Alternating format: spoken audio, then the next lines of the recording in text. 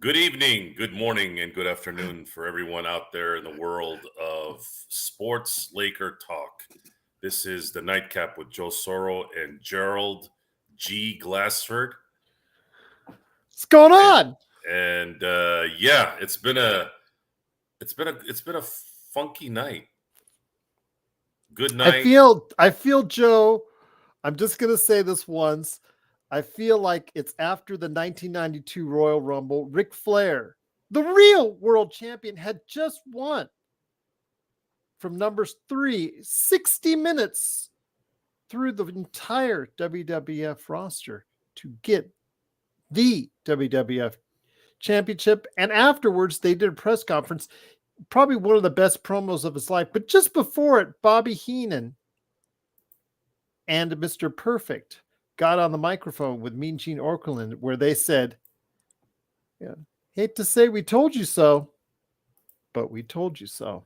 So hate to say I told you so, Joe, but would you like to elaborate? No, not really. So we'll leave that for another time. I'm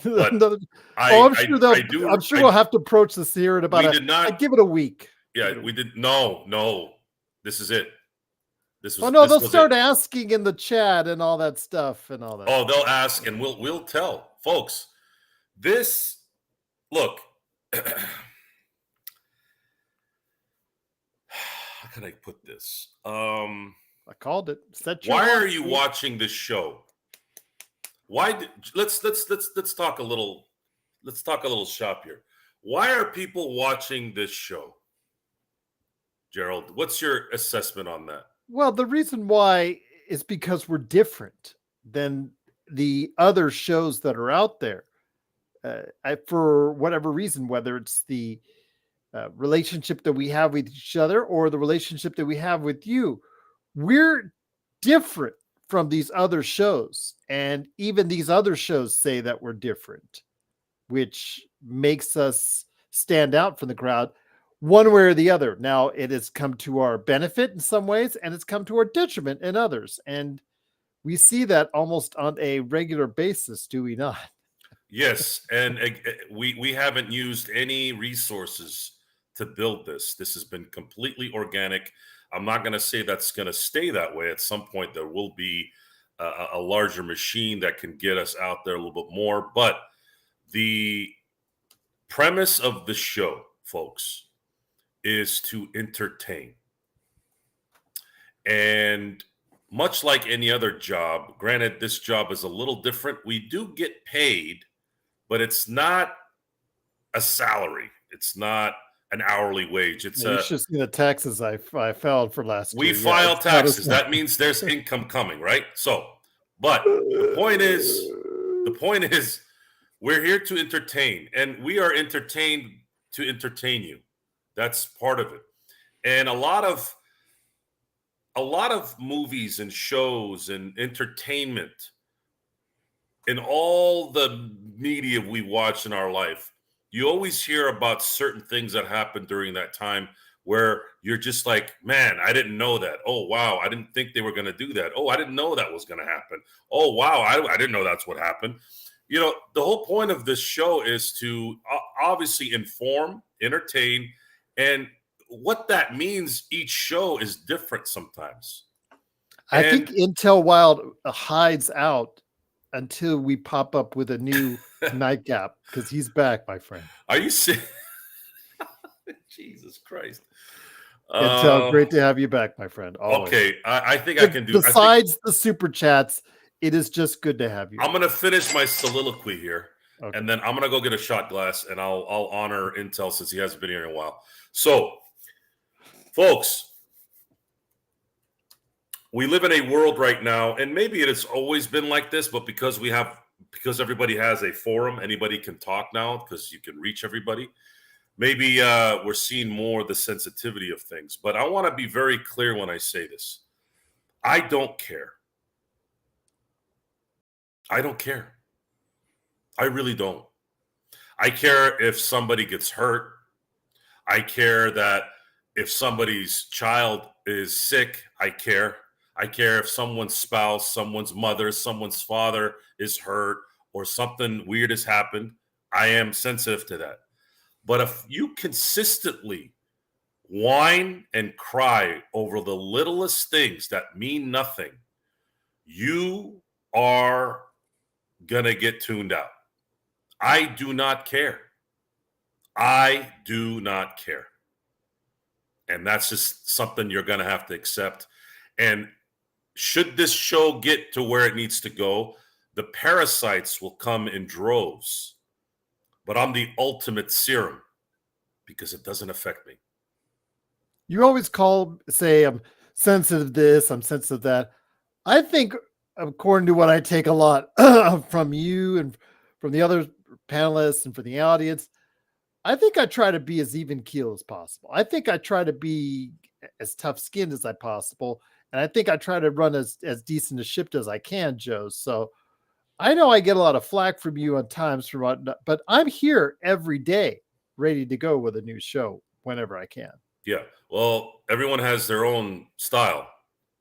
And sometimes getting under someone's skin ignites the discussion. And sometimes getting ignited ignites the discussion.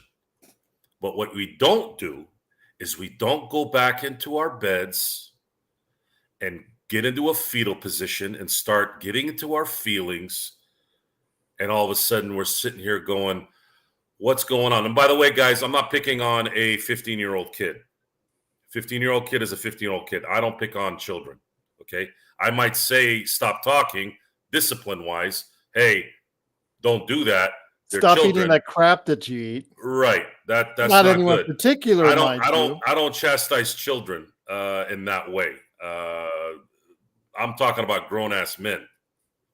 Too many grown-ass men materialize something in their mind that they feel like they're warranted in thinking certain things that aren't going on half the time. And then even when it does happen, you sit there and you go, why did it affect you this time and not last week, not 2 weeks ago, not a month ago? So at that point, I'm just going to assume that there's just more estrogen going on at that particular time. See, I'm all testosterone, folks. Estrogen is there. I know science says it, but reality is my brain is in testosterone mode.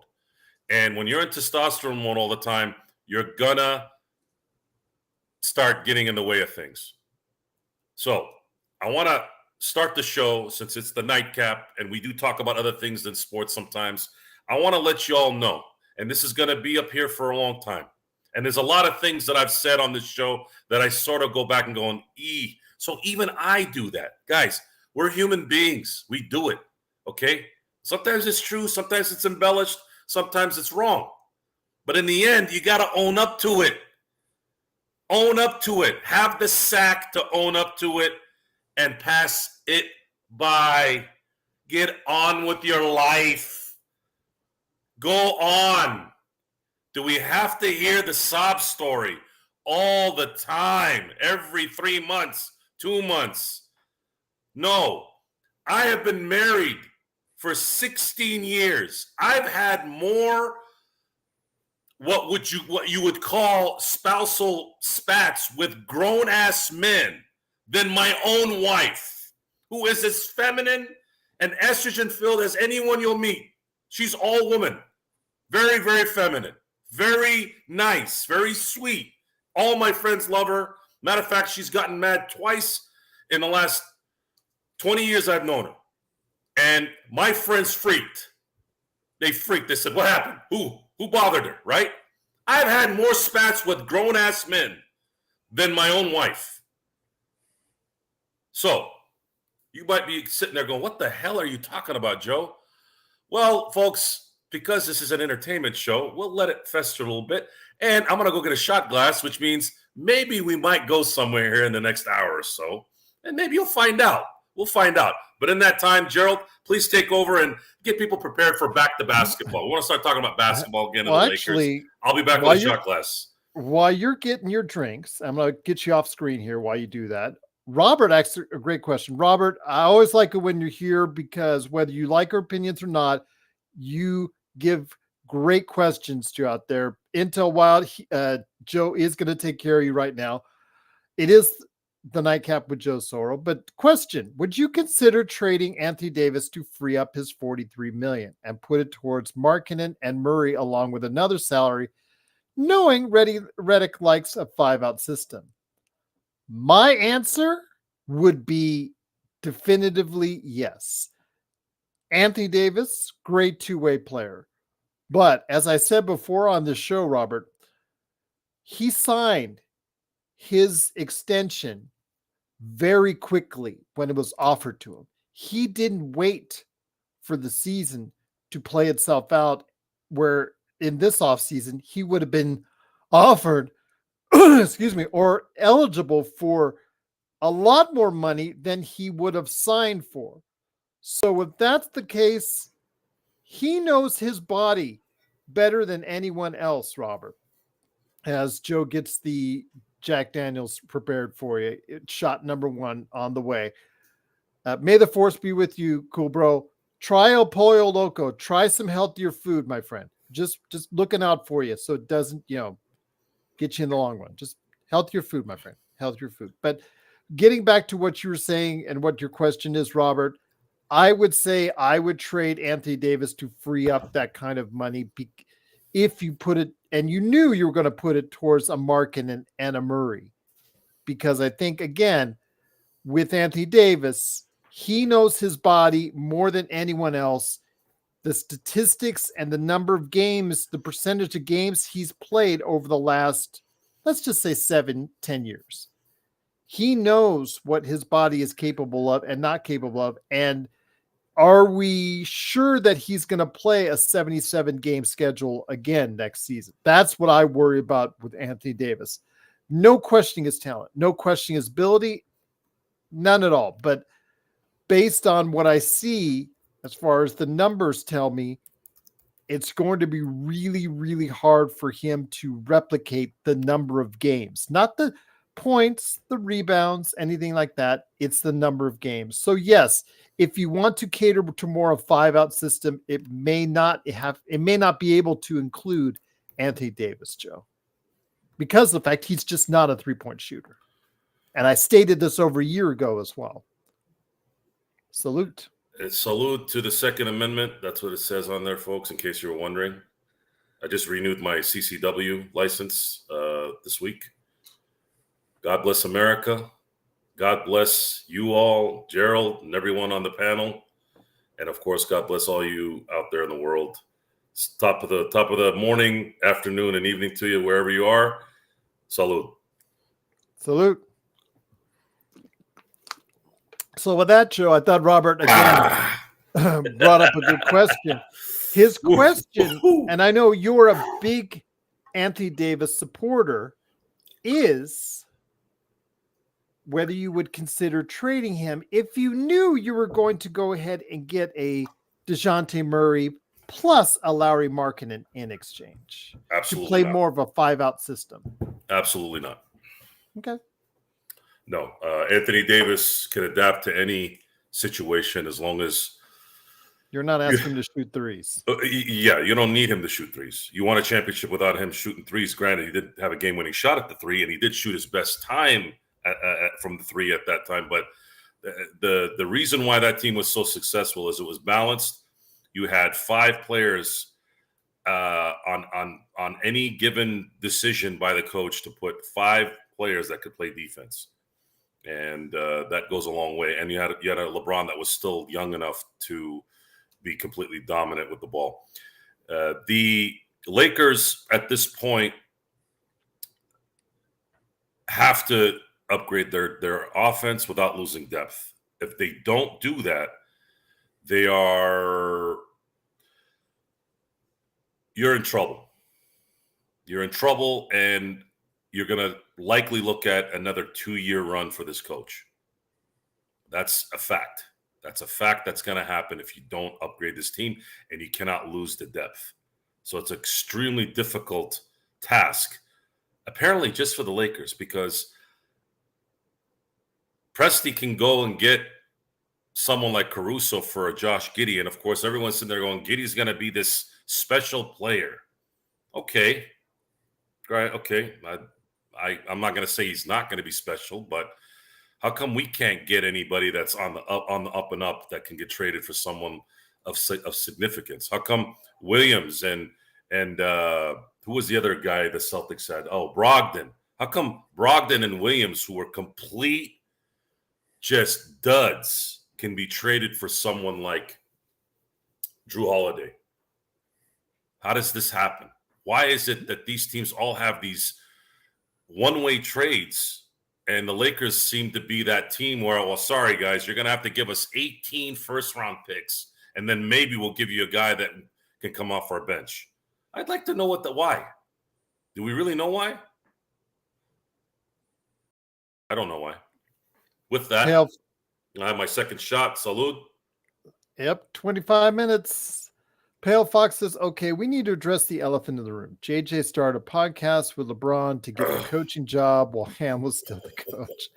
This is ugly. History will look back at this moment unkindly. If Pale Fox, let me ask you this. If JJ does become the coach that Joe and I don't think he will be, and we're proven wrong, which is always great. When we're proven wrong, the Lakers usually are the benefactor of that, which unfortunately lately we've been more right and they've been wrong. But let's just say JJ is the Laker Tom legacy head coach that he claims he is, which you will hear tomorrow at noon. I've already scheduled it, Lakerholic Spotlight. If it is, and he is, would it be so bad? Would everybody just kind of like sweep it under the rug about, this LeBron JJ podcast thing conveniently timing itself out to where he now has the job, Joe? Pale's just asking. I'm just asking Pale back. I haven't watched 1 second of the podcast. Neither have I. It's non-existent to me at this point, and it looks like it will be non-existent once the season's, or now that the Lakers have hired. You think that? You say that. Maybe not. If you want to officially end JJ Redick's reign as coach right out the gate, go ahead and have one. Go ahead and have one. Go ahead and have the podcast. How many? We'll see how long that lasts with the other 11 to 14 players thinking, just saying, that's an easy one.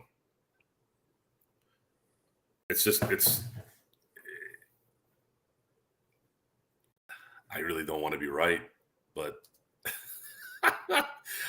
I would be in shock if they kept it. Let's just put it that way. I don't think they're that bad. Are they? I don't think so. I don't know so, but I don't think so. Do they have the nerve to continue a podcast with what's going on now? You might as well bring in Jeannie. You might as well bring in Jeannie and the puppies. You might as well bring Kurt Rambis and Linda and have a kumbaya together at that point. You might as well just go ahead and put it all on the table and just say, hey, guys, we're a family, and we're here to discuss life and sports, and we're telling you everything about us. And then the moment somebody starts yapping online, they're going to go, what about our privacy? Why don't you guys leave us alone? Okay. Privacy, huh? Shot number 3. Salud. Ray Joe, are you sure you're not the one that's having the shots? Back again, Ray Joe. LeBron runs the Lakers. Bronny will be picked at 17 Ray seems by to the be Lakers. A LeBron sexual. Bron fans fine, out there, which is fine. I don't care if you like LeBron. It's what it is. But we're not. We're Laker fans, folks. We like the Lakers first, even above Kobe, Magic, Kareem, Worthy, Mikan, West, Baylor, Goodrich. Shall I name more? Yeah, turd war. Yeah, well, if you're nearby, I can show you applesauce or apple juice, whatever the hell you said. Salute to number 4. Where are we at? The 7-8 minutes in? Yeah. Good. So here's 4. So I got some time to hit the number 5. Here's Yes. 4. Salute. Well, you know what, Rachel, I give you credit. You've actually said and you admitted now on the air that you are bronzexual. That takes a lot of guts, because you know that individuals that are called that, or just it's used in such a derogatory manner. You are a supporter of Bron. That's great. More power to you in doing so. He is one of the greatest players of all time. Nobody will ever be able to take that away from. You know, people like to go ahead and piss Simone on as far as his legacy is concerned, the 4-6 record in the finals, whatever. No one can take away what he has accomplished in the game of basketball. So there's nothing to be ashamed about that. The reality is, though, if Bronny is picked at 17, that means the Lakers are not committed to building a championship team. They're not committed to building a better team, because Bronny, still, in our opinion, is not an NBA player, or at least he's not an NBA ready player, at least not right now. I don't know if he ever will be. He's an undersized shooting guard who isn't a point guard, who can't shoot yet, and has iffy defense. So that's a problem if you put him at 17. And iffy defense is something that's plagued this team for 2 years now. You hire a defensive coach. I'm air rabbiting for those of you on audio on Apple. You hire a defensive coach, right? There's no denying that, right, G? Mm-hmm. And then yet you give him how many defenders? 1, maybe 2. And in the case of Vando, you're getting a minus on offense. 1.5. There you go. See, you answered the question. That's good. So we got 1.5 defenders on this team. Really, it's 1 3, probably 1 1/3. No, yeah, 1 1/3. No, 1 1/4. 1 1/4. What are you supposed to do with 1 1/4 defenders on your team when you don't really have a lights out offensive threat other than AD and LeBron? Yeah, so I think I answered that question for everyone. Yeah, it's a sarcastic question. It's a hypothetical question. It's all those questions, rhetorical, whatever, to the point where if you want to use the coach the correct way, much like a chef, we've used that comparison for how long? You got to give the damn cook, chef, coach, manager, the ingredients and the food that person wants. If you don't, then you're not hiring the right guys. Is it that hard to figure out? This is $1 billion team in $1 billion league. Why is some schmucky nobody in Temecula pointing out the obvious? Why? Because I don't have the pressure on me?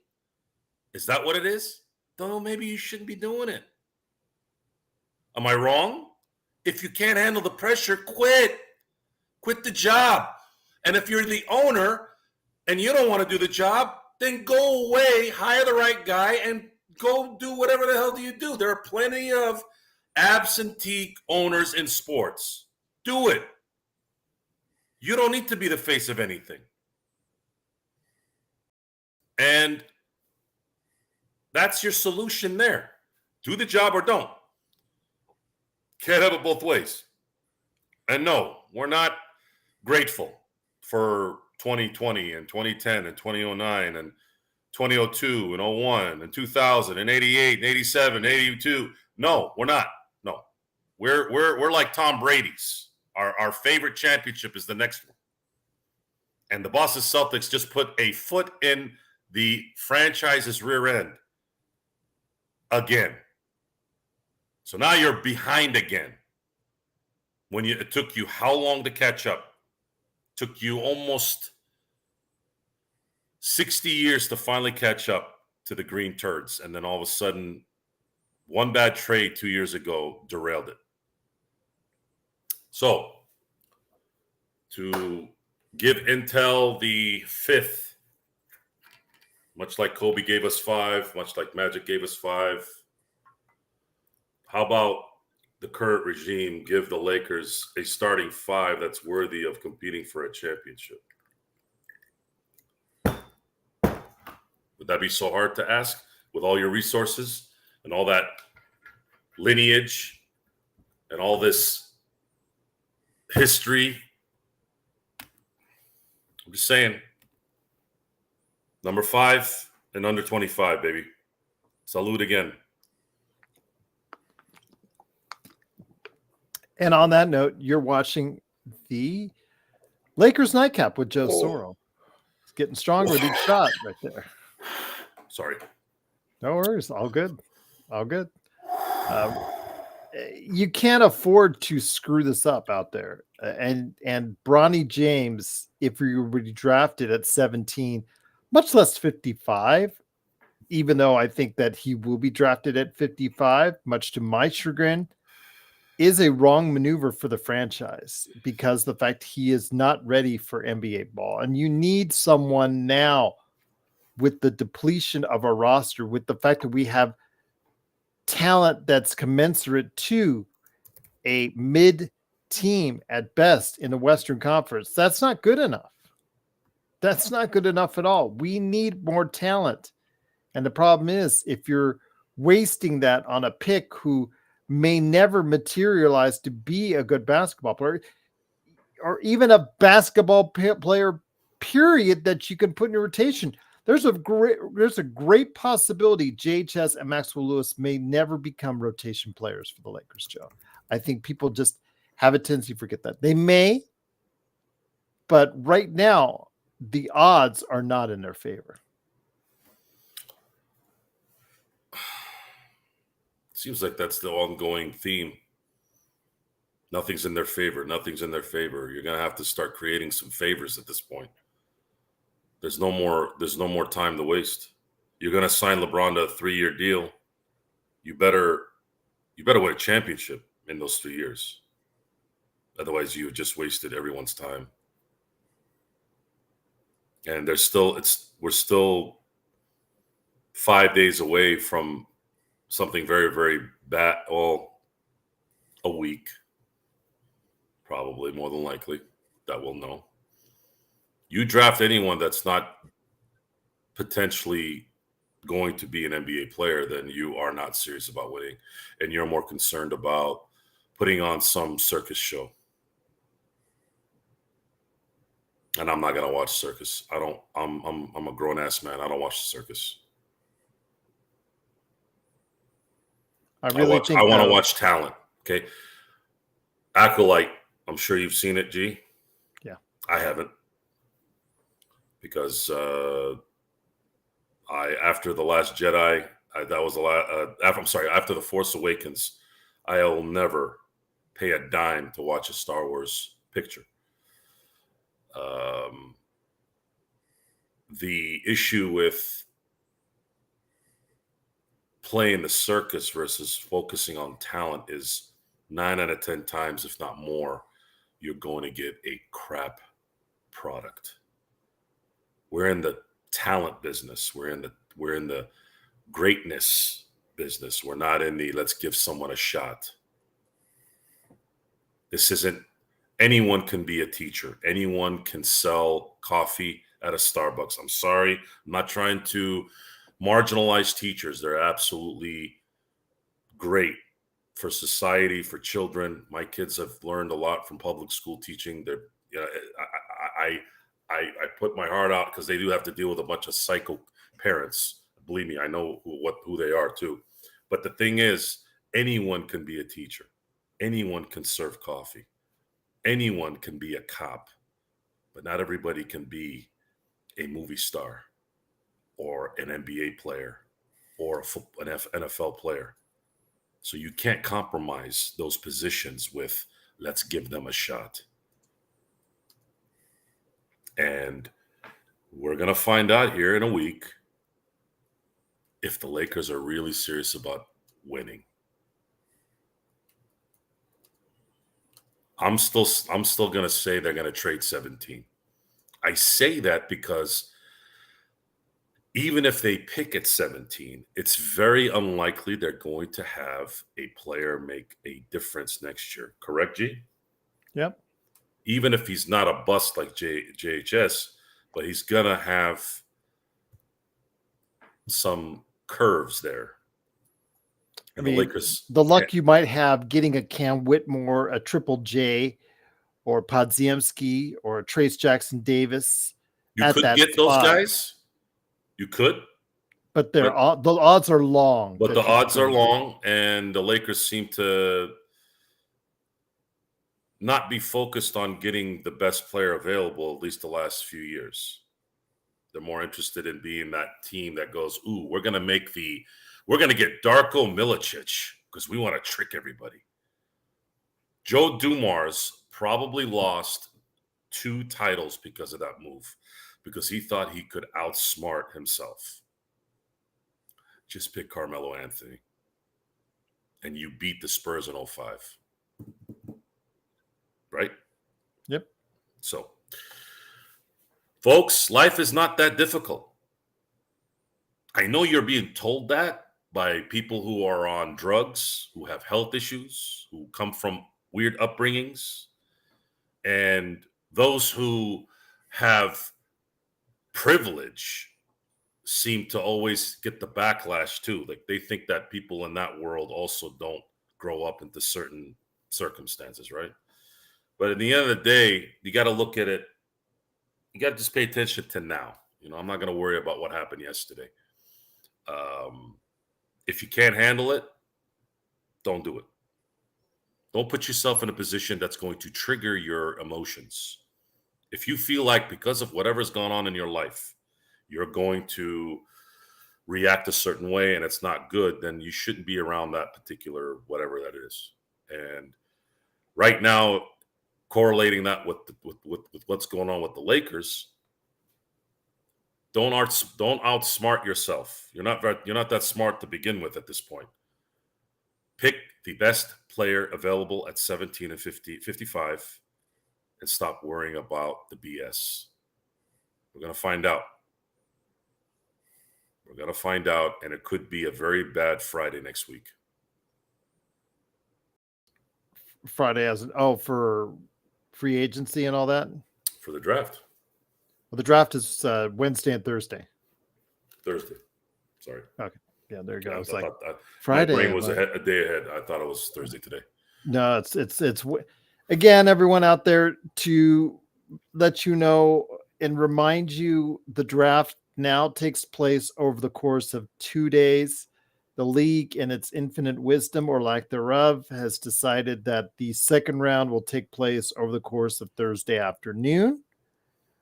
So my question would be, why, when you seemingly didn't give a second thought about it before? But Bronny James being available most likely in the second round probably increases the likelihood of eyes being on it, et cetera, et cetera. So yes, you have a 2-day draft instead of one for the first time ever in the NBA starting on Wednesday. So, and we'll be here for it. We'll also have our mock draft coming up on Tuesday. So hopefully you will be able to join that as well. So yeah, going to be a busy week for us next week, and getting into free agency right after that, Joe. Yeah. It's going to be, I think the Lakers fast break is going to be lit like it always is during this time. Looking forward to it. Absolutely looking forward to it. And there is a certain situation, should it arise, that won't be very good, because at that point, I'm not going to waste my time watching the game. And I'm sticking to it. And that's not good. It's not good for anybody at that point. But you're not serious about winning and you're going to sign LeBron to a 3-year deal, then you're really not interested in winning. And all the focus will be on podcasts and children and a grown ass sport. Grown man's game. Yeah, not going to support that. Sorry. My friend, though, when it comes to what's going to come up with the Lakers, again, the Bronny James thing, it's just going to get even more out of hand as it gets closer. We can't determine what's going on. And like you said, the best player available at number 17. These mock drafts, they're changing all the time. I see different names scattered about. I know a lot of people are hoping that maybe a Ron Holland will drop, or maybe they'll get a chance to get a Filipowski or a big man in there. Forget the names for just a second. What type of player, if it should land, that if you think would be the best player available, what type of need do you think the Lakers have the most? Big men are usually harder to, especially right now with the way the league is shooting wise with the big men. It's going to be harder for a big man to produce right out the gate.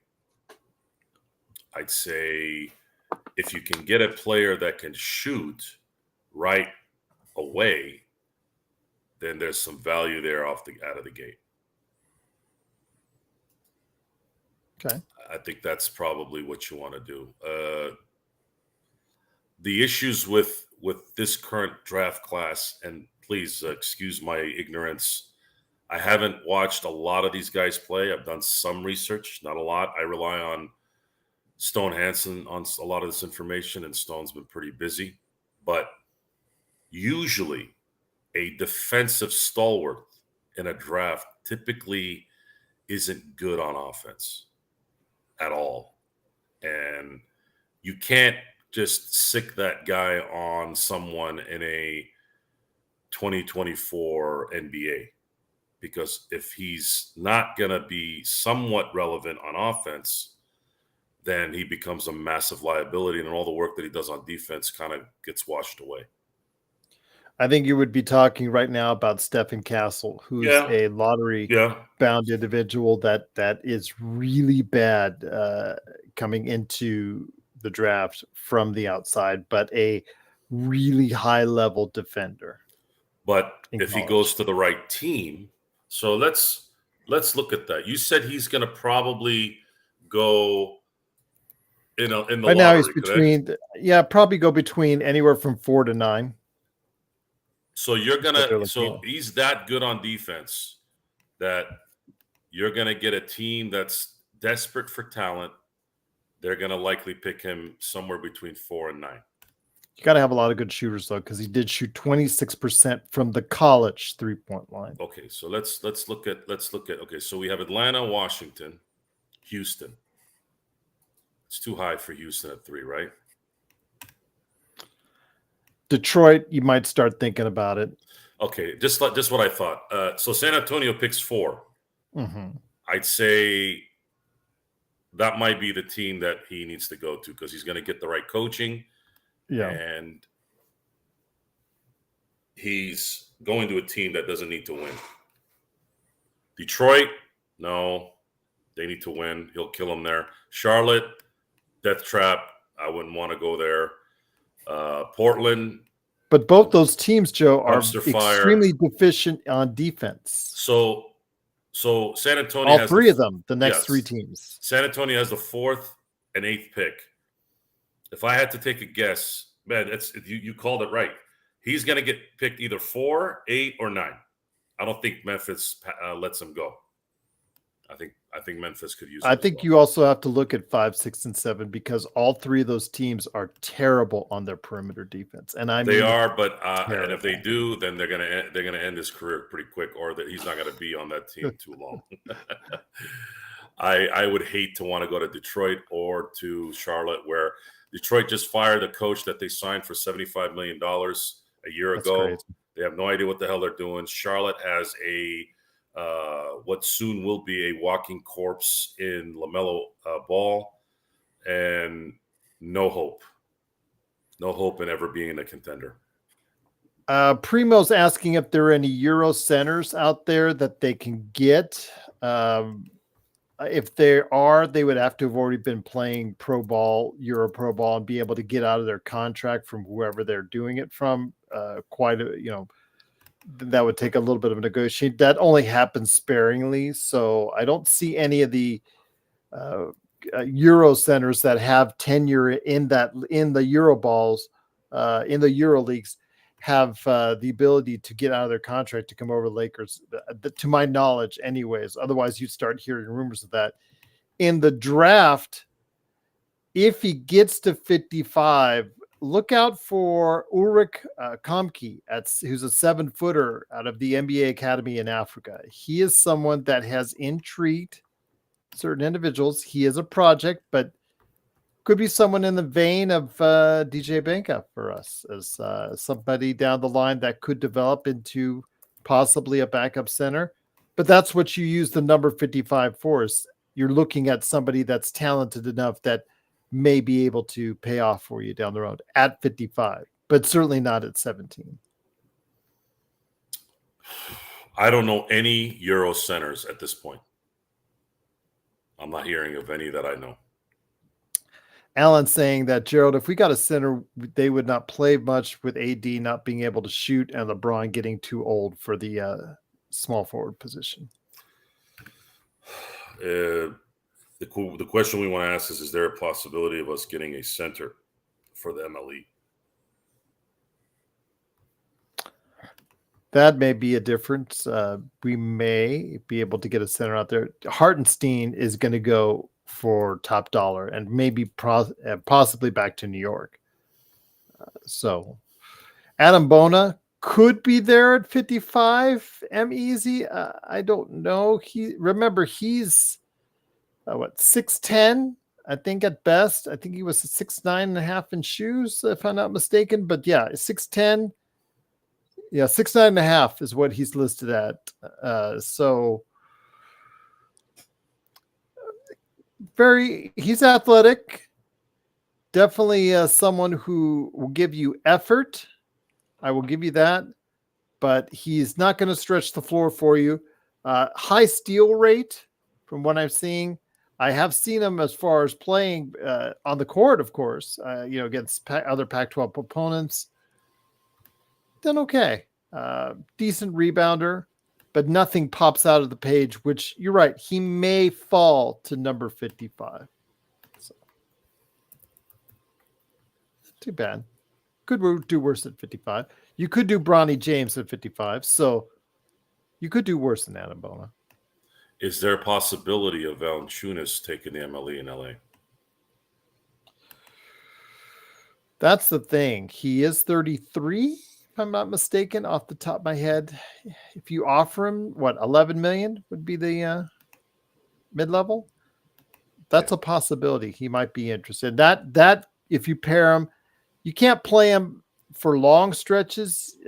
Playing down the fourth quarter may not be always best suited for him, but he might be a fit right there. Plus, he can kind of stretch out the floor, hitting out to 3.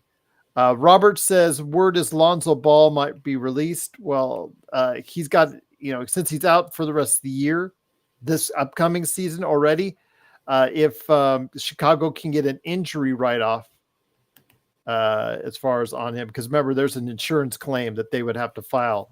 That's the case. And if he was out, only if he's out though the entire year. So the Lakers couldn't touch him. No team couldn't touch him, or that would make the insurance claim by Chicago null and void. So would Gerald or Joe want him for the league minimum? And my answer is no. Those knees, he would have to prove it to me that he has had a debilitating knee injury, and you're worried about his quality of life 10, 20 years down the line. As far as Valanciunas, he's not going to be the spread out center, but at least he can play 25 minutes a game. He could stretch it out to about, he's like a 33, 34%. I think he was 30% last year. Was he? Then he dropped. Yeah, because he's been 33 before, but yeah, it doesn't overwhelm. He's better than anything we can get, and if you can get him for 11 million, he'd be a huge hole to fill. So I would. He is 5. Yeah, he's big. You can slide AD to the center in matchups that are necessary. That's important. The Lakers need a center that can. The center position, as of right now, is more about preserving AD and having depth. Someone that isn't a complete klutz when someone else is in the game and when someone else isn't in the game. If they can get him, with the MLE, that's a massive win. Absolutely massive win.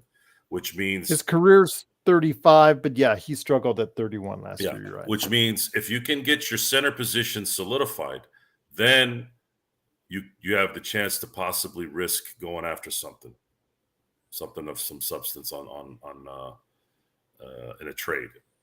Who that is, no idea. Daniel Park says Adam Bona is projected to go into the mid to late 30s, and that he reminds him specifically of Dwight Howard, who was the number 1 draft pick at his year that he was selected. So that's a bold statement. If he was Dwight, that's a very bold statement. That's a very bold statement. So Adam, is this? Are you a UCLA fan saying this, or are you? It's just not. It's about 39. Tankathon has him listed on there. It's about 39. He's 6'9.5". That was his listed weight. It's, whatever he is in without shoes, it could be a different story. 243. So I don't know. That's the size of a power forward in today's NBA, Joe? 6'9", 240. Okay, so Bona is a future defensive option, right? Yeah. Okay. He does get into foul trouble, which means young players, of course, it's going to be even worse in the NBA. NBA refs have this habit of calling fouls on young guys the second they go into the game. The other problem is, folks, is he can't shoot. He attempted not even one 3-point shot in college. So he's not going to stretch the floor. I don't believe he should even be drafted, let alone late first. I mean, you already have a 6'10" player who was a full 4-year college player that you're hoping beyond all hope that will become something out of there in Colin Castleton. And to say he's definitively worse or better than Adam Bona, I don't know. I think they're both about the same. I think Castleton is a better playmaker when you give him the ball inside. It can do more with it. Maybe Adam Bona is a little bit better on the defensive end because Castleton, when on those limited amount of minutes, scared absolutely nobody on the defensive end. So we'll see. And easy, what did Derek Lively do in the Celtics series? I didn't even, much like Kyrie Irving, I didn't even know he was playing in the series. I know it's not fair to judge it on one series. I know he played well his rookie year, but folks, Boston is an elite team, correct? He did have a good game 4, which led to their only victory in the series. Did you count that game? I didn't. Would I count that game? I don't count that game. I believe that the Celtics went into that game knowing full well they'll do a little bit of what they want to do and say, we want to win this in Boston. Counts in the record book, Joe. That's fine. Let it count in the record book, but I'm not going to veer off the fact that Boston wanted to win in Boston and basically gave that game to Dallas. Did you do your 6 shots in 25 minutes? Of course I did. I did it in probably 12 minutes. Okay. Why, did Intel come back in? No. I think he fell asleep. Uh-oh. I must have done that for no reason then. Lively didn't have a good rookie season. No. Easy. Will you listen? Turn your hearing aid up. I said he had a good rookie season, but he got waxed by the Celtics. He was a key component to their playoff drive to the finals, but he did struggle in the first 3 games of the finals. Pay attention, Easy. You got to rewind. But he had a really good rookie season. I don't think anybody. Good for him. Good for him. I'm sure they'll love sitting next to that Western Conference Finals trophy. Alan says, not everyone is Magic, Joe. Bloodhound says, Kai Soto is the answer, JSJ. Oh, my God. What did you start, Melvin, from the other day? Pale Fox says, yeah, don't say someone played so well in 4, Gerald, the point. Yeah, don't say someone played so well in 4. Gerald, the point. What is that? Is that an encryption? Don't say so. What language are you speaking there, Pale? I just know in game 4, he played well. Yes, they had a blowout victory. I think we all need to recognize that we have a new coach, and I'm positive he wants to run his system. What's his system? Do you know what the JJ Redick system is? I've never seen it. He hasn't even. Oh, yeah, his 9th grade sons. You guys do know that JJ Redick has never coached in the NBA, right? I'm all giving Lively way too much credit. He was part of the all-rookie team, was a great part of their drive to the playoffs. His struggles coincided. Let me make it clear here. Let me make it clear here. Let me make it clear. In the finals, we were discussing defenders that are bigs with no offensive game and what happens, right?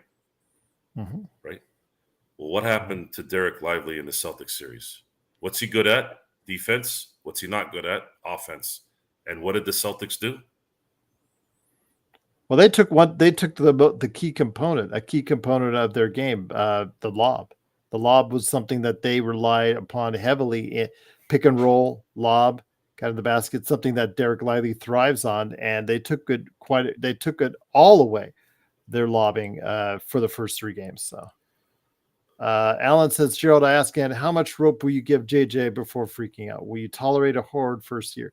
Where's Doobie when we need him?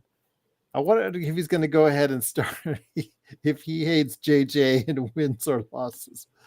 We'll see it, Alan. We'll see it materialize. We're going to give him, if he looks like he's not ready for prime time as a coach, there you go. I mean, I've heard the things. Well, give him 40 games, Joe, to feel out. I've heard this talk. Give him 40 games, 50 games to work out a system, to get his feeling out. I'm like, LeBron's approaching 40. You don't have time for a coach to feel things out. I know Tim Bontemps is a Laker hater, exactamundo, but I do agree when he says the Lakers' job is the toughest. 40 games? You do know that's half the year, right? Yeah. People have said that. Give him 40 games. No, why not just give him 60? Yeah. Hell, give him the first year. We got time, but right? Tim Bontemps did say that the Lakers' job is the toughest in sports because of the level of talent. I think the Yankees expectation is the hardest. The what? The Yankees manager? I think managing the Yankees is the hardest. Okay, even if that's the case, the Lakers are up there in your opinion as far as one of the toughest jobs in sports because the level of expectations. The media in LA is a little more lax than, let's say, the New York. Well, Alan, media. LeBron, his buddy, his podcast partner, doesn't have the time to wait for a JJ to get his sea legs from under him. So you got to get, I'll say this, you got to give him 20 games to get some rhythm going. I get that. Okay. I'll give him that. But after 20, let's say 25 at best, if they're sitting at 13 and 12 after 25 games, then I'm expecting a few 5 and 6 game winning streaks every so often after that. And I'm not saying this because I'm trying to be, what's the word I'm looking for? Let's just say I don't want to get overbearing on this. Pale Fox is saying, are you firing him at 40 games? No. I'm not firing. No, he's getting fired. If this team doesn't advance their talent, it doesn't matter. He'll be gone in 2 years anyways.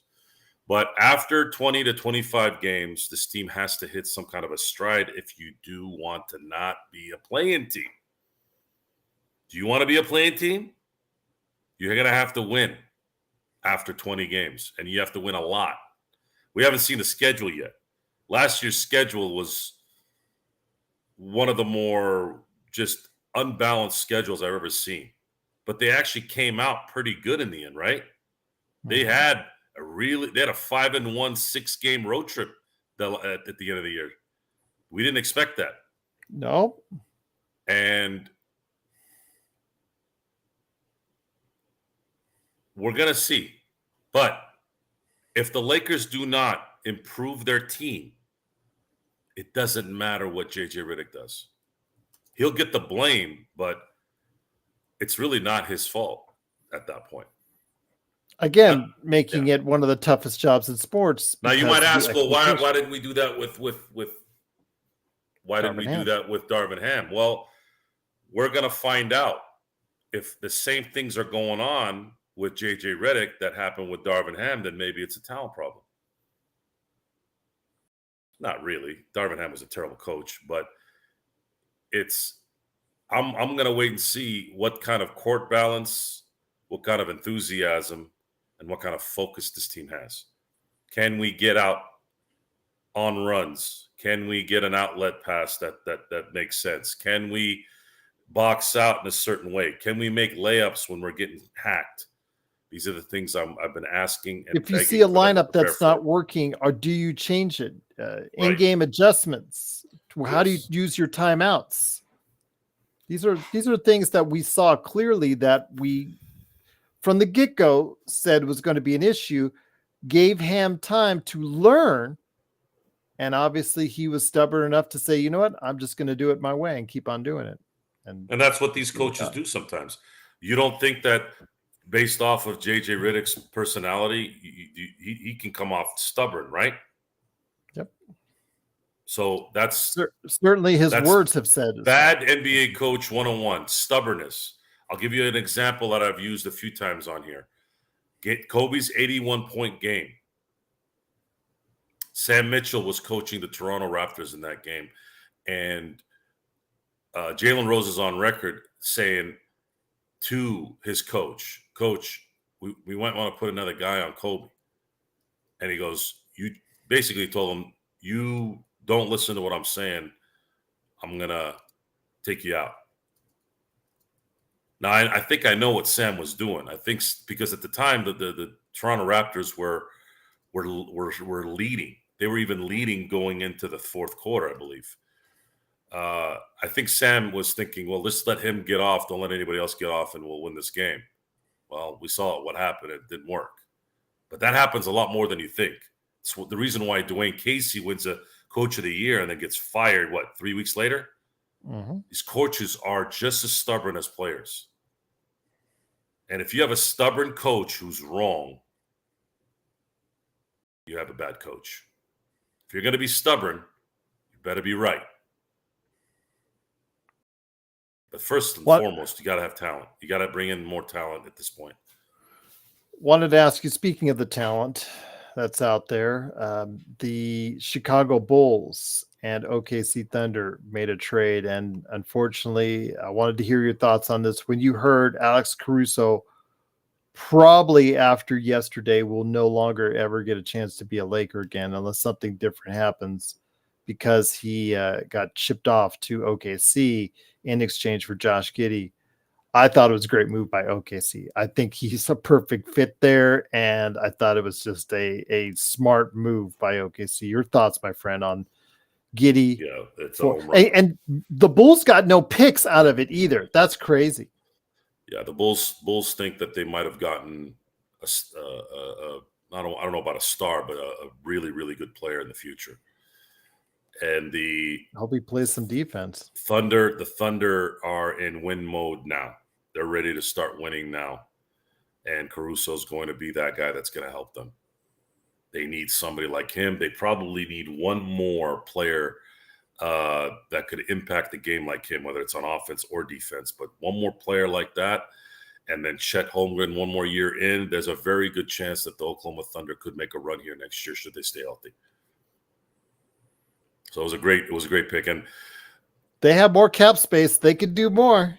And they can do more. They can do more. I don't know if they want to mess with the chemistry too. See, Caruso is a chemistry bonder. Marketing would be good. Marketing, you get Marketing and you get Caruso to go with Chet and that crew, and you hate Shea Gilgeous.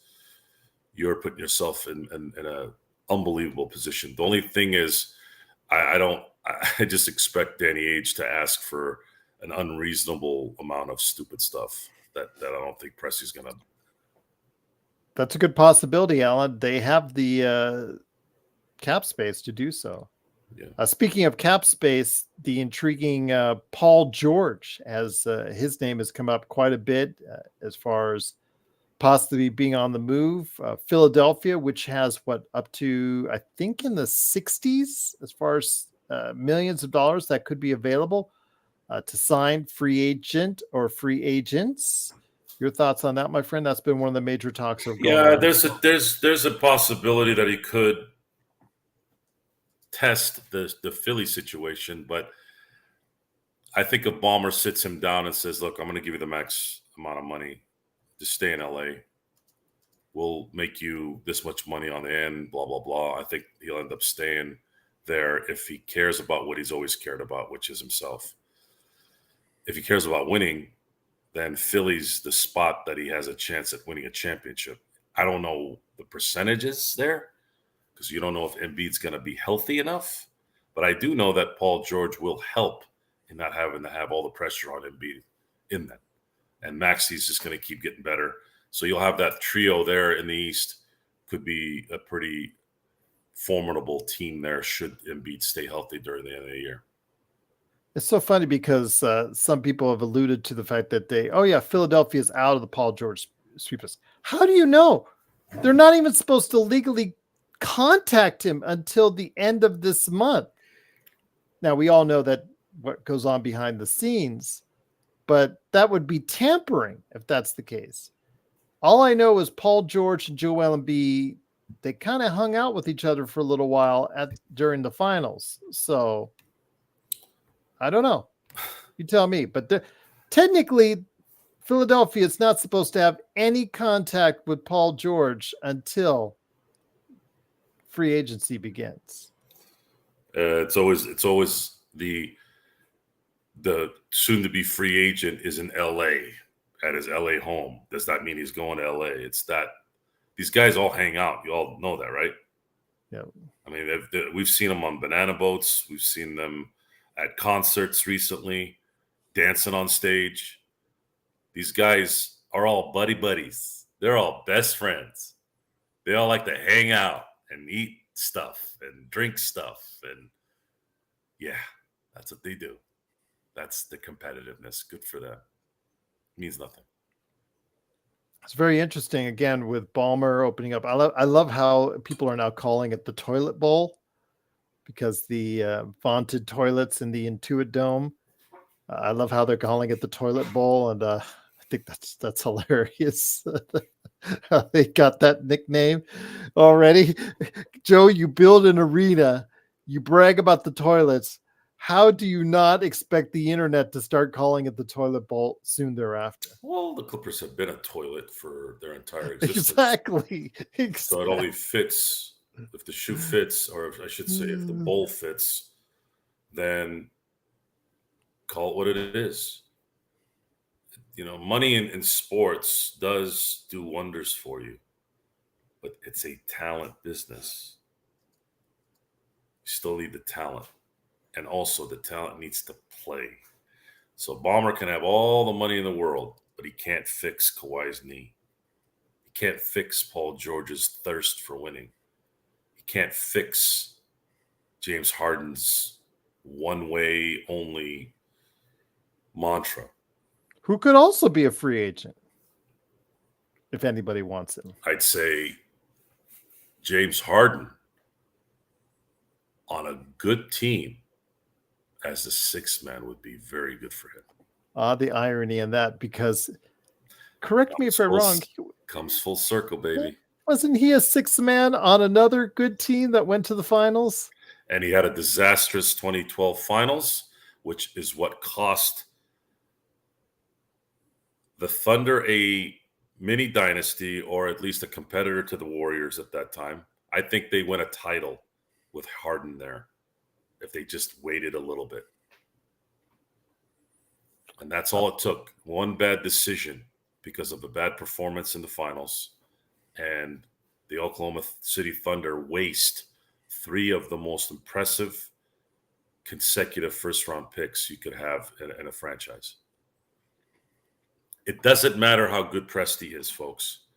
If you don't win with those picks, it doesn't mean anything. Just like when the Lakers keep picking these good players in the second round or as free agents and then let them go, it means nothing in the end. Doesn't mean anything. Unless it was traded for something of worth, like an Anthony Davis, then that actually makes it make sense. So Lonzo Ball and Brandon Ingram were the correct picks at the time because it materialized into Anthony Davis. Do the Lakers make that trade if it's Jason Tatum or Jaylen Brown? We'll never know, but I'm going to guess that Jason Tatum and Jaylen Brown are going to be playing like they are playing now in Boston if they were in LA, right? Mm-hmm. Right. So the team looks completely different at that point. Maybe LeBron doesn't come to LA at that point. It's a lot of things that we could just sit back, hindsight, whatever, and say, oh, if we had just done this. Well, you can't do that. You can't do that. The Lakers came out very, very good after 2019. They had Anthony Davis within a year plus and LeBron James. And then 9 months later, they won a championship. The problem is they made a major mistake a year later in getting Russell Westbrook. That was their demise. That was the dagger in the heart and then stuffed into a coffin move. Alan makes a good point. We've talked about it before on this show. How does the Celtics afford this team going forward? I don't think they're going to be able to sign Derek White. They're going to choke on 1 year of the second apron at a really high level, at a Golden State level. And I say Golden State because Golden State, like for instance, this year had pay $178 million in taxes, something there. Forgot what I mentioned the other day, in that range, just say.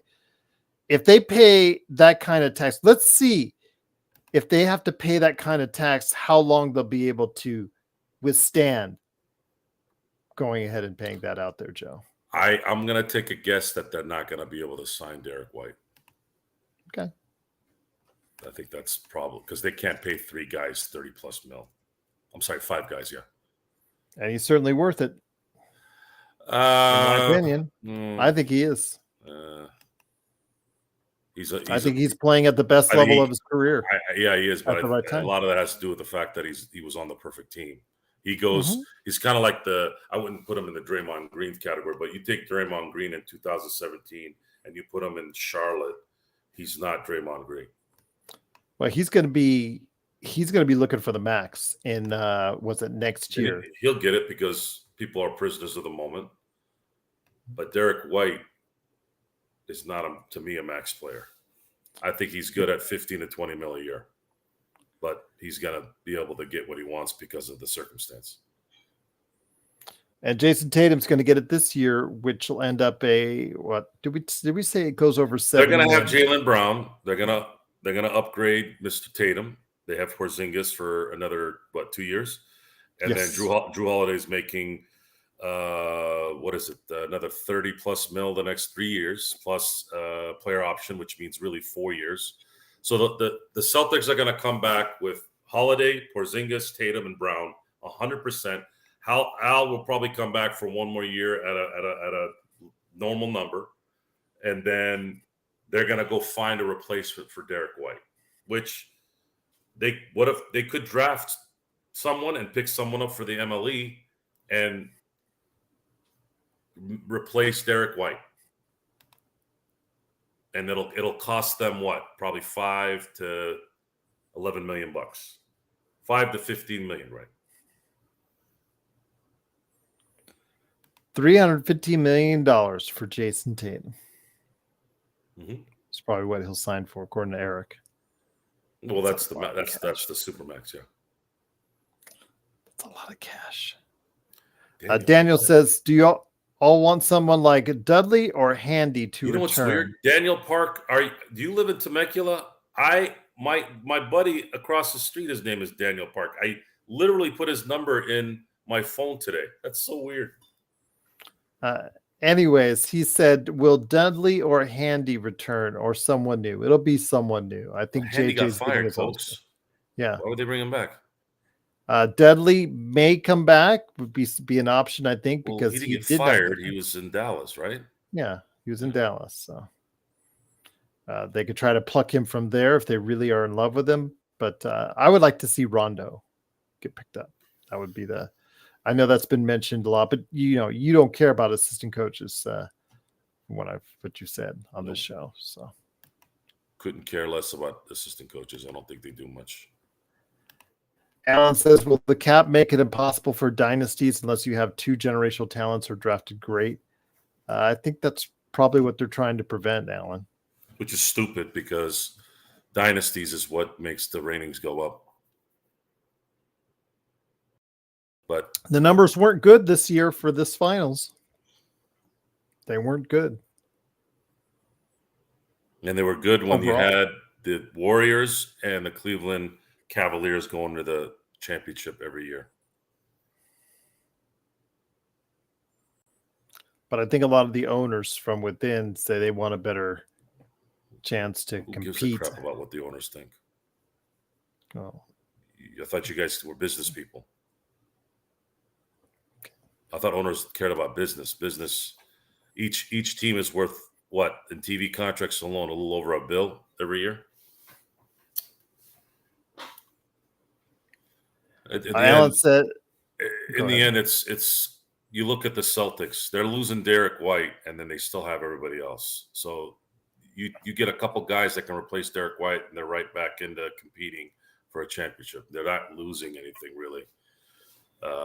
They might lose a little bit of their drive because they won, which is typical. I think Denver felt that a little bit, although Denver has been knocking on the door just like Boston has, and it's tiring. It's tiring. I think that's going to play a big part in that too. I don't think they're going to repeat. I think it's just difficult to repeat, and there's going to be much better teams next year as well. Yaikin says ratings have been eroding for the past few years. Joe, I'm sure, has had his thoughts on that, which he has shared on this show. They don't need to fix it. They don't need to fix it, folks. They don't. No fans proved that the sports leagues do not need fans at games. They have their TV contracts, they have their advertisers, and they have their Forbes lists in terms of their what the teams are worth. We got a confirmation, Joe, that is not the Daniel Park that you know. Yeah, I just think it was the coincidence of your name being Daniel Park, and I literally put Daniel Park on my phone today.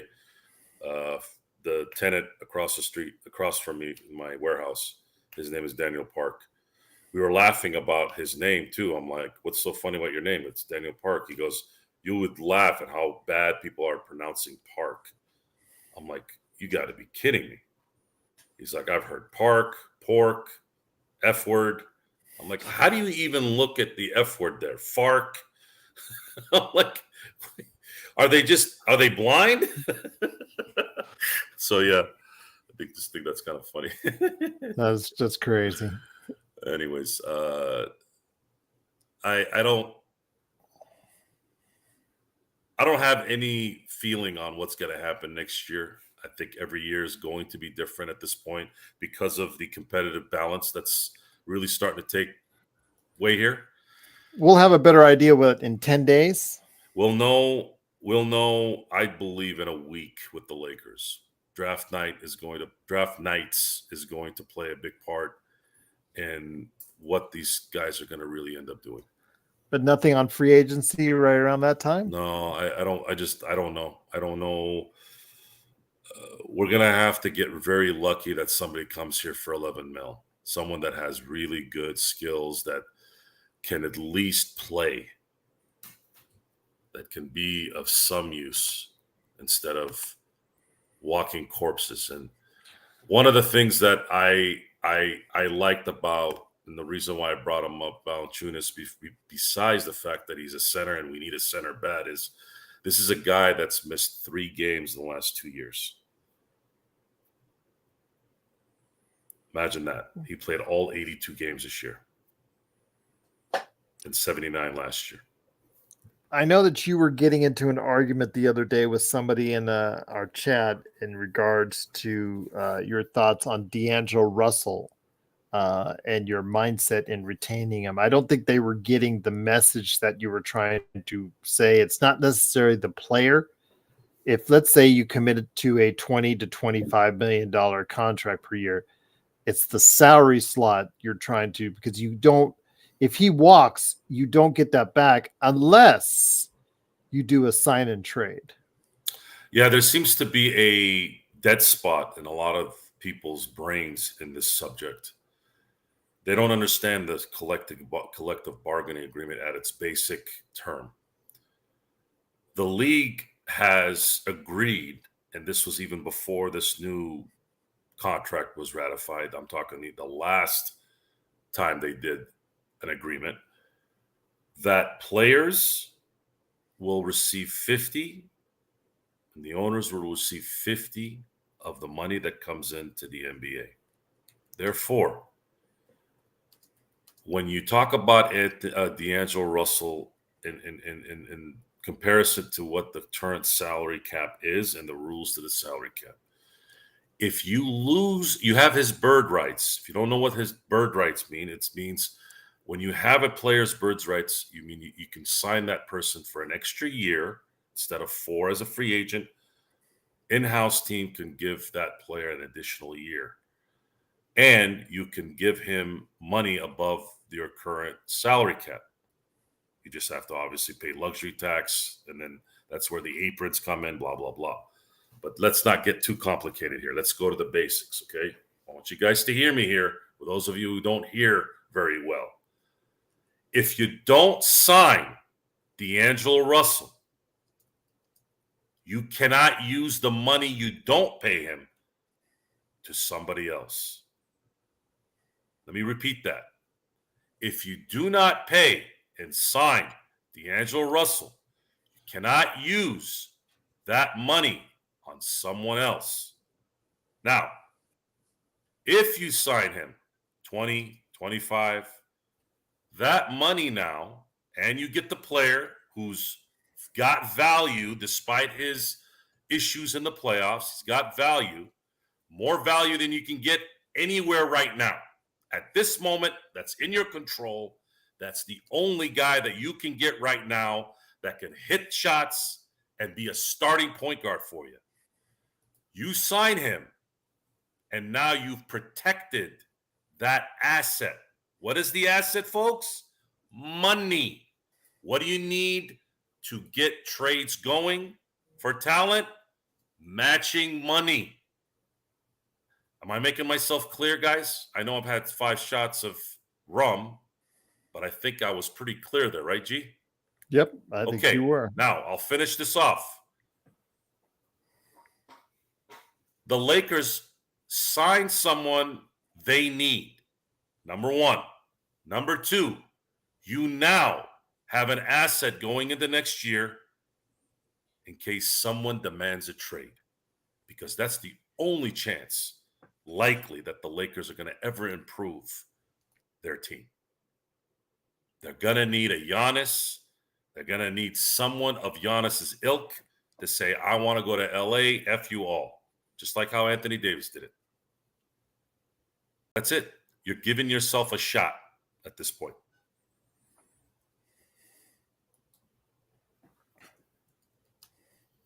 Am I good? Am I all, is that, folks, believe me, I am a free market type of guy. Now, the problem with the free market too is greed. Otherwise, it would be the perfect system. But there is no perfect system. And the NBA and owners cannot be trusted with a free market because they'll either overpay or drown all the little guys. And there's a balance here that the league wants, that they agreed on. So therefore, we have to sit here and play by those rules, folks. And the rules right now say you don't sign D'Angelo Russell. You lose talent and an asset that you cannot lose. Let's say there's a bidding war. Alan was asking, what's the most you would pay for him? I honestly, if I absolutely had to, which I don't think he's going to get this number anyways, I'd go as far as three for 75. Okay. But I'd prefer 20 per for 3 years. Now, if somebody comes in and gives him a 4-year for 30, well, now you have to talk. Now you have to go back For and 30 say, a year, by the way. 30 a year for 4 years. Now you have to go back and say, man, you guys really screwed up not trading him in February. And that's one of those double-edged things. You get it on both. Joe Soro said it first. Giannis to LA. Maybe someday it'll happen. You've already hinted that there could be problems down the road in Milwaukee. So it's a tough business. It's a tough business, folks. You got to earn your money here. And the Lakers are going to have to work some David Copperfield in his prime magic here in the next 10 days. that's the problem, because we do not have faith in the individual pulling By the way, off these terrible decisions. example of David Copperfield. Yeah, especially now. But I will say again, I just remembered it actually. That's what I said in his prime, so he was good at that time, I guess, maybe. But anyways, I'm gonna. The beautiful thing about this situation at this point is we are going to get an answer. We are going to get an answer in the next week and a half. Mhm. We're not going to get anything in July 21st that's going to go, yes, that's what we needed. It's going to happen in the next 10, maybe 12 days. So would the worst scenario for the Lakers, excuse me, in your opinion, be Zach Edey at 17 and Bronny James at 55? What? The worst scenario for you. Worst scenario right now is drafting someone who's not an NBA player at any point. Okay.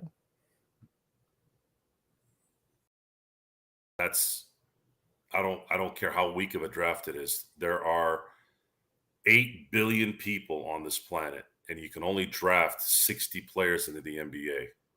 And there's 60 players out there that are graded as NBA players at the very least.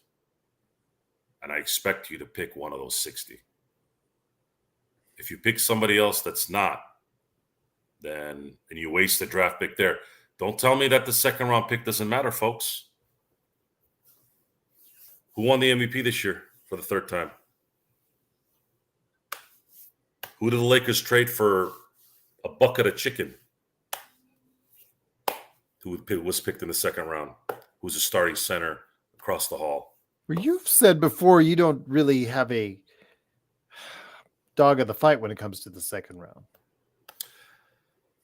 I don't expect the second round player to be great. But when they are, it's that, you know what? These guys did their homework. They got lucky, whatever. But I'm not going to ever fault a team, really, for drafting in the second round and not hitting there. It's too hard in the NBA. It's not the NFL. Too long. Yeah, it's not the NFL. The NFL, you can go there in the first 3 rounds in the NFL. Hey man, what the hell were you thinking? Get this guy to second round? Like, that's been the third round bust in the NFL. It's actually it looks very bad upon your organization. It does. It's not bad, but it's just like we're talking starters. You're talking possible. You can still say in the third round, ooh, she shouldn't have done that. Yeah. Fourth round, 5th, 6th, 7th, you hit anywhere there, you're you're given a little bit of a pass. But first, second, and third, especially the first two, you're supposed to draft starters.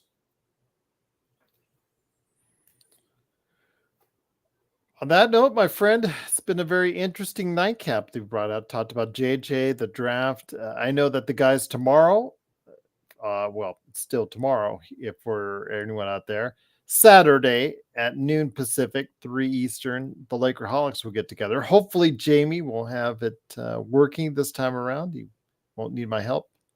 But yeah, you got your 6 shots in. Intel. Oh, yeah. 5. 6 was, I think Jay was asking for 6. No, Intel Wild said 6 shots in 25 minutes. Was it 6 shots? Yeah, 6 shots in 25 minutes. Sorry, Intel hasn't been hanging around anyways. I think he fell asleep again. Well, I drank 5 in 12 minutes. So, I mean, are we counting total minutes? He said 6 shots in 25 minutes. Well, I didn't. I saw 5. Sorry, folks. Here, I'll take number. I'll take one more.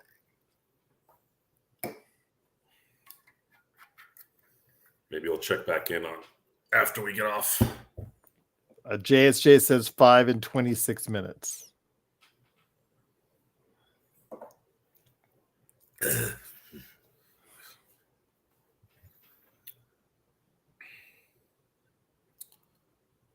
And on that note,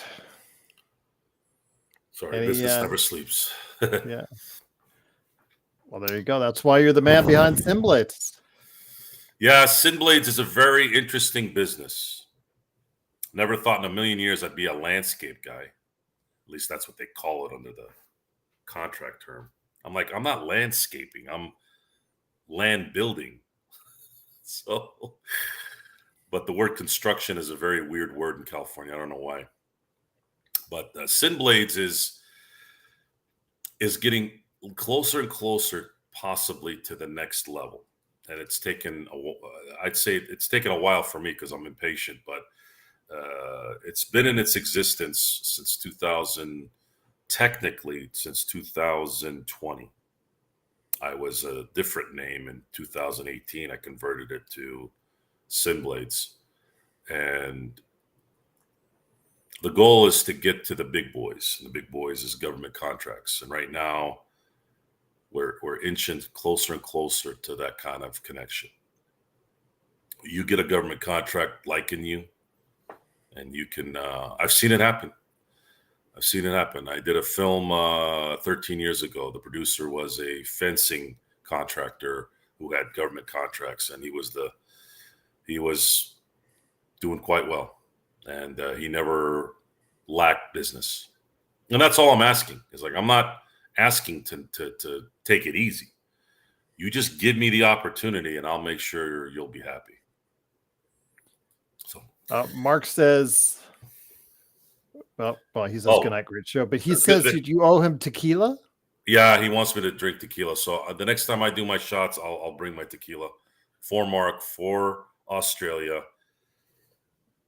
for Robert, for the Down Under boys. That's a good question, Robert. Appreciate it. Canadian viewer out there. Appreciate, Robert, you asking a question. Been asking us nothing but great questions. How do I feel about Zach LaVine? I don't feel good. Somebody corrected me when I called him 30 and over. And somebody said he's 29. I said he might be 29, but his knees are 40. So if you want somebody with the type of injury history and overbloated contract, what are you going to do? I've heard Zach LaVine and a first. If you send that to the Lakers, I'll be interested. But I have a feeling Chicago won't want to do Lakers may be in a beggars can't be choosers situation. And that's a good point. The question, you're really begging, though. The question is, can you attain him without losing your depth? The answer is no. Yeah, you do have to give up some Rui. He makes too much money. Now, Gabe. Rui, the Bulls would have to take some stuff. Now, Rui, Gabe, they'll and want Vanderbilt, let's put it this way. If you came to me and said, we'll give you Zach LaVine for Rui, Gabe, Vanderbilt, and a first-round pick. No, you give us the first round pick. The Lakers do not give up the first round pick because they're taking on a lot of salary, Joe, and a health risk. I would ask for the first round pick. If I think beggars can't be choosers. I'd say if it took dropping those 3 contracts to get him and give it a shot, and then that a 17 pick in this year's draft, I think you got to take the chance there, and then hope that you can get a rotational player for the MLE, and then maybe a veteran that can come in that can spell certain things during the game. It's very. You got to ask for a first if you're Rob.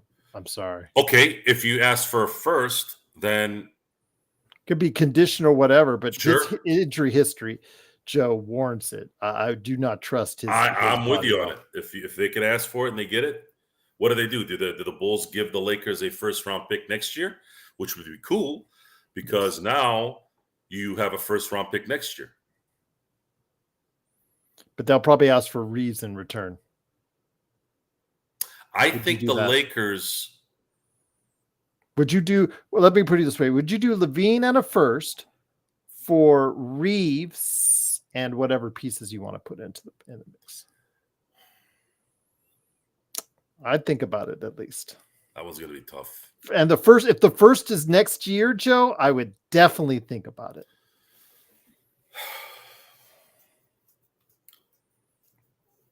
No, it's a good question, Robert. You might have to. You might have to. If the first is next year, I would take the risk. You might have to. Only way. You might have to. Mr. Z says top 10 protected. I do top 7. How about top 7 protected? I'm always the top 5 guy at the worst. Top 5. Okay. Top 5 protected. Top 5. And yes, if you can get a pick next year for that, then let's rock and roll. Let's give it a shot. But you're gonna have to bring back D'Angelo for sure at that point. It's a big risk, Cash, and I'm not exactly. It's a big risk. You have to take. Huge risk. You have to take. Actually, I don't think it's that much of a risk. You have no choice. You want to win a championship, you have to risk and hope that LaVine can play.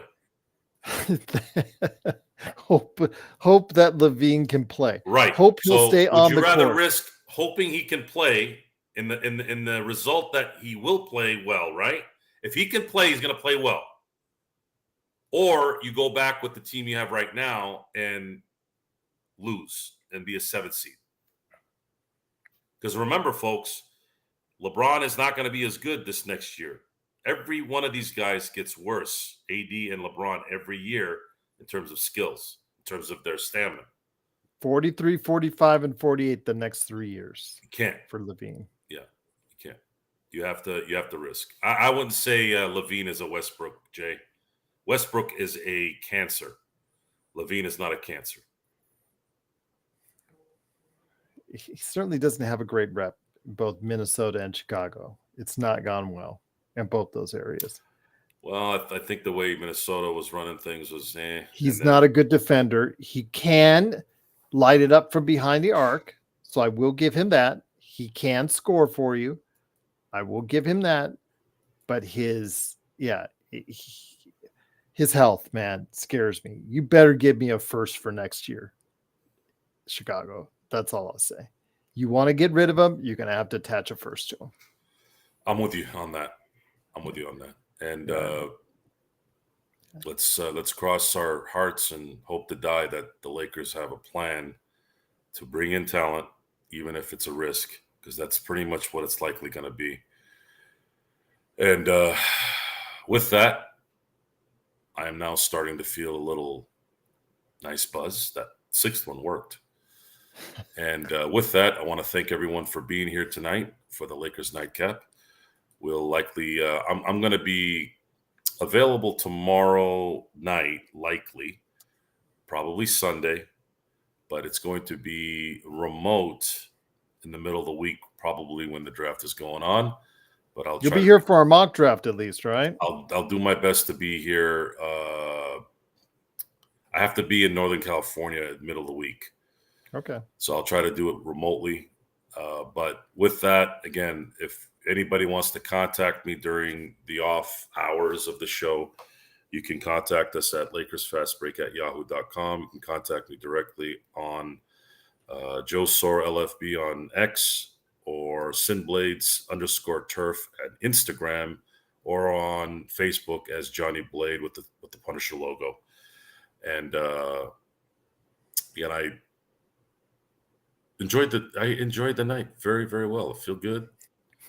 I thought we had some good discussions. I thought we started the show really nice with some important information for those who live a certain lifestyle. And we want to let everyone know, folks. And I want everyone that watches this, and most of you know, and it's important that you know that we're here to entertain. We're here to have some fun. If we're going to sit here and worry about every little thing and worry about feelings of every little thing, then we're going to constantly be in a mode where we're not entertaining. We end up sounding like we're whining. We end up getting off air and creating problems that aren't there. I'm not doing it, folks. If you're hurt by what we say or weirded out by what we say, we'll consider it if it's legitimate. But if it's a habit due to either attention seeking or you're just too sensitive, I'm going to be very clear here and say, grow a sack, pick it up, and get over it. Because this is going to get worse. It's going to get worse in a good way. I do not care about feelings when we're trying to entertain. Much like a good stand-up comedian, much like a roast, if you're going to get hurt knowing you're coming to a roast, don't go to a roast. You all saw what happened with the Tom Brady thing, right? All of a sudden, every other minute it was, well, I don't know, so-and-so was angry and so-and-so was that, while I was sitting there going, moron, it's a roast. Maybe turn the TV off. Well, everybody's bothering me on social media. F your social media and F you. Is that better for you? I don't care. At some point, and I'm quite brutal to grown men in this. And like I said at the beginning of the show, I have dealt with more marital, am I saying that right? Marital type drama from grown men than my own wife. That's pretty bad, folks. That's bad. You're not a man at that point. You are dickless. Figuratively. Grow a pair. Stop being sensitive. If I hurt your feelings, get over it. And if you don't like me, turn the channel. And then taking shots, waiting a whole 24 hours a day in a day, waiting an extra day to go after someone else. Yeah, because they had time to think about their feelings even more, and it festers, and now it becomes about them. It's not about the situation. When I get irritated or angry at something, it's right then. And then guess what happens about 5 minutes later? I get over it. I go on to the next thing. It's over. It's been done. So if you want to pull this, I'm going to hold a grudge BS, then go grudge yourself to death. I don't care, especially when it comes from a grown man adult. Grown men, sorry if it's too old-fashioned for some of you, grown men, this is me, folks. I'm sorry. You got to be tough. Especially if it's words. I mean, come on, give me a break. Give me a break. Just give me a goddamn break. Seriously, grow a pair. Grow some nuts. Stop whining. Get over it. We're here to have fun. We're gonna bust some chops. We're gonna bust some balls. You don't like it? Suck it. That's it. I don't care. I don't care. And with that, I want to thank G for being here with us. I want to thank all of you. And until next time, we'll see you next time. Where's my phone? There we go. There we go.